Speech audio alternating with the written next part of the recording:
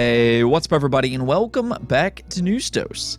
So, we do have some pretty interesting things to start this week off, including some future Microsoft plans for Xbox. This might be implemented later this year, and it has the community chirping right now. Not everybody particularly likes this idea, but we'll go over that one a little later on in a video. And then also, will Valve learn to count to 3? That is a big question. And we do have a big Nintendo leak to talk about as well. So yes, we do have plenty to go over today. Now, per usual, if you do enjoy the video, make sure to hit that like button below. It does help out the channel a ton. And go ahead and hit that bell notification and subscribe button as well. That way you can keep up to date with all of the latest gaming news. Other than that, though, let's just go and jump right into the video, starting off with a game that many of you will have been very patient over, and that would be Digimon Survive. Yes, we finally got the news that many of you all have been waiting for, or kind of, as Digimon Survive is now set to release in Japan on July 28th. Now, unfortunately, we haven't officially heard anything about the Western release, so we're still kind of waiting for confirmation on that. Still, though, the fact that Digimon Survive is going to release in just a couple of months over in Japan, that means that there is a good chance that we could see Digimon Survive in the West as well by the end of 2022. And this really has been a game that fans have been waiting on for a very long time. I mean, just kind of going through the history of Digimon Survive, this was a game that was revealed back in 2018, and fans were immediately drawn to this game. It looks like a very good Digimon title. It's this strategy RPG with a mature visual novel setting. It actually looks like it could potentially be one of the better Digimon games, just period. But since 2018, this game has received various delays. It was originally supposed to release in 2019, got delayed to 2020, then it got delayed to 2021, and then for the third consecutive year, it got delayed into 2022. So it absolutely has been a very long wait for this game, but it does look like finally this is going to be the year for you Digimon fans out there, myself included. I really grew up a big Digimon fan. Pretty excited about this one. I think it looks pretty good myself. And one of the cool things about this game is that it's supposed to release on pretty much all platforms. Now, it does look like over in Japan, it's only going to release on the PlayStation 4 and the Nintendo Switch, but for the rest of the world, it does look like it will release on Xbox, PlayStation, PC, and the Nintendo Switch. So that's definitely a big bonus, and now we're just kind of waiting for that official confirmation on when this game will release throughout the rest of the world. Hopefully sooner rather than later. Next up here, we do need to broach that topic of, can Valve count to 3?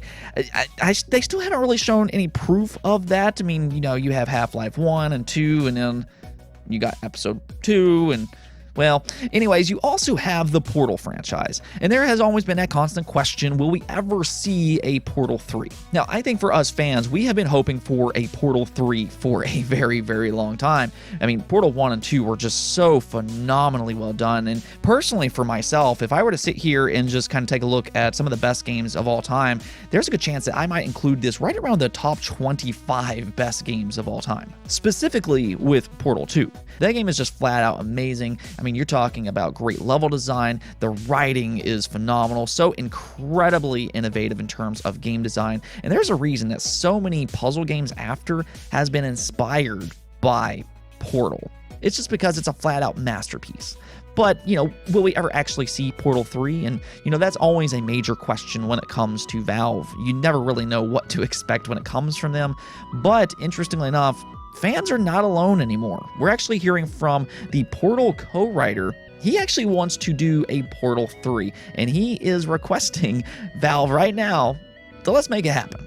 Again, this is coming from the Portal co-writer Eric Wapau, which has also worked on Half-Life 2 Episode 1 and 2, Left 4 Dead, as well as Half-Life Alyx. But during an interview, he did talk about Portal 3 and how he would love to do another Portal 3, and said that he's not getting any younger and that they should just do it now. Unfortunately, though, according to him, it doesn't sound like it's necessarily going to be an easy thing to actually make happen. He did go on to say this: "Oh, I could advocate for it. It might help a little bit, but the problem is Valve has 300 employees, and I don't know exactly the breakdown. How many of them are on the production side versus Steam business side versus legal versus whatever." So there's a lot of opportunity cost to taking 75 people and trying to get a game made. As much as it seems like Valve often is just a bunch of people sitting around sipping gin and tonics by a pool, everybody's working. They're working all the time. It's just you don't always see the result. It doesn't always end up coming out, or it comes out years later, it gets turned into something else. So everybody is accounted for, I guess is what I'm saying. People are all doing something. So you'd almost have to take them, it's like a revolution, and stir up a bunch of people to leave what they're currently working on and come work on something else. In this case would be Portal 3. The problem is you would make money, but what kind of money will you make? Are you going to make Counter-Strike Go money? Probably not. But having said that, maybe every game doesn't need to make Counter-Strike Go money, you know, Gabe, if you're listening. So first off, what he says here, it does make sense. If Valve does have limited resources, that can kind of explain why games like Portal 3 will be put on the back burner. All at the same time, though, hearing that the co-writer for Portal is advocating for a Portal 3, even if that just gives us fans a glimmer of hope, I'm all for it. Let's make this happen. We'll sit down with Valve, we'll teach them a little math, get them to count to 3. I mean, we'll do our part, but Valve, let's make Portal 3. Of course, we'd also love to see Half-Life 3 as well, but that's kind of the question. Are we ever actually going to get to see these games? Could we finally get these within maybe the next decade? I think that would be a huge win for Valve fans by this point. But, I mean, we're just going to have to see how this one plays out per usual. At the very least, it is nice seeing a co-writer here for the Portal franchise advocate for a third installment. Let me ask, though, if you could only choose between one game here, would you choose Half-Life 3 or Portal 3? Let me know in the comments below. Next up here, something very interesting popped up over the weekend regarding free-to-play games for Xbox. So what's happening here is that according to a Business Insider report, Microsoft is building an ad program that will let brands advertise in free-to-play Xbox games that could release as early as later this year. Now, as you would kind of expect, this has sparked a little bit of a debate online, though it also seems like some people are a little bit confused here and thinks that this is for all Xbox games, but according to the report, this is being built for free-to-play games. And the thing about free-to-play games is that last generation, we saw just how successful they truly can be. I mean, you take a look at something like Fortnite or Warzone or even Apex Legends. These are massively successful games. So we are starting to see some of these publishers start to invest a little bit more into these games as a service games, these free-to-play games. You take a look at somebody like Sony as an example. They are investing heavily into games as a service this generation, and they are very much letting that be known. Over the next couple years, we're going to see 10 different games as a service games for them. The question, though, is how do you monetize these games? And the very obvious ones are DLCs such as microtransactions, expansions, and of course, you do have loot boxes as well, though there's been some legal issues with those throughout the years. However, these publishers, they're obviously going to look at other ways to monetize as well, and that is where advertising comes in. Now, this is something that we see in mobile games quite a bit, but it sounds like what Microsoft is doing here is going to be less intrusive. It is being noted in the report that Microsoft are being careful to not irritate players or disrupt games. As an example, according to their sources, the ads could appear as digitally rendered billboards in a racing game or open-world adventures. So based off of that, it sounds like that this is going to be more in line with product placement, which isn't really anything necessarily new. Even when it comes to gaming, you take a look at something like Death Stranding as an example, and Monster Energy drinks was very clearly advertised within Death Stranding. So again, this is not anything new when it comes to the gaming landscape, but it does look like Microsoft wants to maybe incorporate some of their technology to allow this to happen in free-to-play games and just be updated over time more easily. So what I'm thinking here is, with Microsoft being this big cloud-based company, is that they're probably building some type of ad program that you can incorporate into games and just update throughout time. This is one thing that free-to-play games does. They are constantly evolving, and maybe they can sell these ad spaces to different advertisers out there. They can just kind of buy out some space for a period of time. And I imagine if this is done right, developers will probably like this a lot. This is an easy way for publishers and developers to monetize their free-to-play games. And as long as it's done in a non-intrusive way, I don't think that it's going to necessarily be a major problem when it comes to gamers. I mean, the thing that frustrates people people when it comes to ads is if they're intrusive and it takes you out of the action. You take a look at something like mobile games where they just stop you from playing and then you have to watch an ad for like 30 seconds, or you're watching cable TV and then all of a sudden the show is getting really interesting and next thing you know you have to watch like 2 or 3 minutes of commercials. That is whenever it's frustrating, but when it comes to product placements, as long as it is handled properly, it doesn't really seem to affect people in much of a negative way.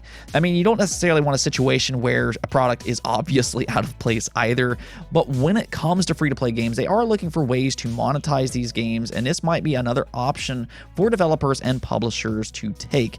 Now again, as long as it's not intrusive, then I think it will be fine, and it does sound like that based off this initial report here. They are trying to do this in a pleasing way for gamers, so we'll just have to kind of wait and see how all this plays out. But let me know what you think about all of this in the comments below. Do you think that this is a problem, or do you think that this is just par of the course for free-to-play games as a service games?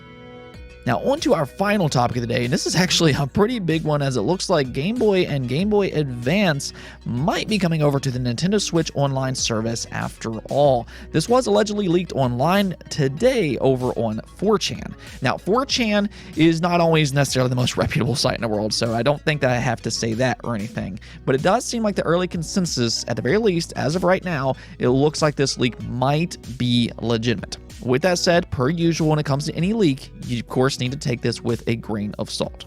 Other than that, though, let's just go and get into what's happening here, as some different files did pop up today on 4chan, revealing both emulators as well as their codenames, and also various Game Boy and Game Boy Advance games.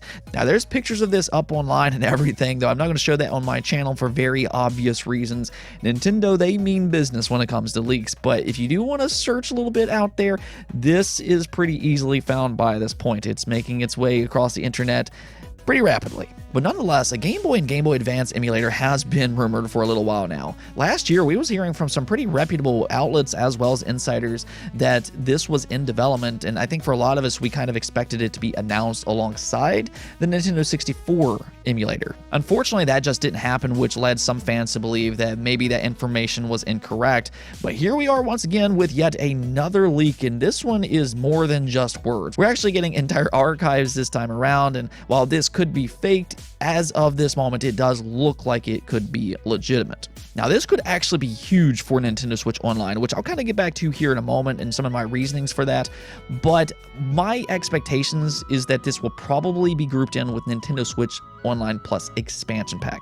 I do believe that if and when they do announce this, that it will not be grouped in with the $20 subscription service. I do imagine that this will be bundled with the Premium Expansion Pack subscription service for $50. This would make it much more enticing, as really the Game Boy and Game Boy Advance has a massive library of very good games, and I think that there's one specific franchise here that would be a real system seller for Nintendo Switch Online Plus Expansion Pack, and that would be Pokemon. If they release the legacy Pokemon games on both the Game Boy and Game Boy Advance, including Sapphire, Ruby, and Emerald, this would bring in a lot of subscribers, especially if it has online connectivity. This would be the true killer apps for Nintendo Switch Online Plus Expansion Pack. And just as an example, if you want to look at the 10 best-selling games on a monthly basis over on the Nintendo 3DS eShop every single month, if you look at the top, there you have Pokemon Crystal. All these years later, these games are still putting up big numbers, so if they could get this over to Nintendo Switch Online Plus Expansion Pack, this service would be much more enticing. I imagine the subscription count would go up quite significantly. Now, if this leak does end up being true, when will we actually get to see it ourselves? And right now, we do not know those answers. There's nothing that is pointing to a specific release date or anything like that, but hopefully by the end of the year, we will get an official announcement from Nintendo themselves. Let's go and take a look at the poll of the day, though, and with Ghost of Tsushima's final patch releasing last week, I wanted to go and ask you all, now that the final Ghost of Tsushima patch is out, what game are you hoping to see from Sucker Punch next? And as you can see here, the majority of you all being 35% does just want a sequel for Ghost of Tsushima. And then here at second place, you have a completely new IP at 23%. Then 21% closely following that is a new Infamous title. And then here at the bottom, you have Sly Cooper 5 at 15%. So there you have it. Most of you all do want a sequel to Ghost of Tsushima, which I think does make a lot of sense. This game was incredibly popular, definitely a fan favorite, and I think it just has a beautiful setting over in feudal Japan. That's probably one of the best things about this game because it is just so incredibly atmospheric and it looks absolutely gorgeous. One of the most beautiful environments I have seen in really any video game, and I'm talking about new generation games as well. This game just looks absolutely outstanding. The other thing for myself, when I look at Ghost of Tsushima, it kind of reminds me of Horizon Zero Dawn. And what I mean by that is that while I think that Ghost of Tsushima is a good game, I also think that it has more potential. Ghost of Tsushima kind of excels at a lot of the things that Horizon Zero Dawn did, and it's just that beautiful atmospheric environment, a big open world. It's got fun combat, but I feel like that they could probably do a little bit more with the story, and they could maybe kind of rein it in a little bit and confine that open world mechanics just a little bit more. And we really saw that with Horizon Forbidden West. I think Forbidden West was a huge step up from Zero Dawn. Everything that Zero Dawn did good, Forbidden West just did so much better, and ultimately I think it's come away as one of my favorite open world games of all time. I love the way it is structured. The story I thought was fantastic. I love the combat, and that's kind of the step up that I would like to see for a Ghost of Tsushima sequel as well. You have a really good world here, you have a good premise, and I think that they could just take that a step further with a sequel, similar to what we saw with Horizons Forbidden West. And the fact that both of these are first-party Sony studios, I'm sure that they could probably get some tips from Guerrilla Games. Now, as for some of these other Sucker Punch games, truthfully, I'd probably be happy with any one of these. If they did a completely new IP, I'd probably instantly be interested in that because pretty much every game that they have made in the past, I have enjoyed. Infamous is a fun franchise as well, though I do like Sly Cooper more. Sly Cooper has always been one of the better 3D platformers, but I don't know how good of a chance it is for Sucker Punch to return to this franchise once again. We've actually been hearing here recently that Pixel Opus, yet another PlayStation first-party studio, is now taking over the Sly Cooper franchise. We have yet to get a confirmation on that just yet, but truthfully, Pixel Opus, I think, would be a good studio for Sly Cooper, so I'd be okay with that as well. Nonetheless, though, I am definitely excited to see what Sucker Punch does next. Anyways, though, that's it for this episode, but if you liked the video, don't forget to hit the notification and subscribe button for more content just like this. Also, if you'd like to support the channel through Patreon, thank you for making this content possible. Peace out.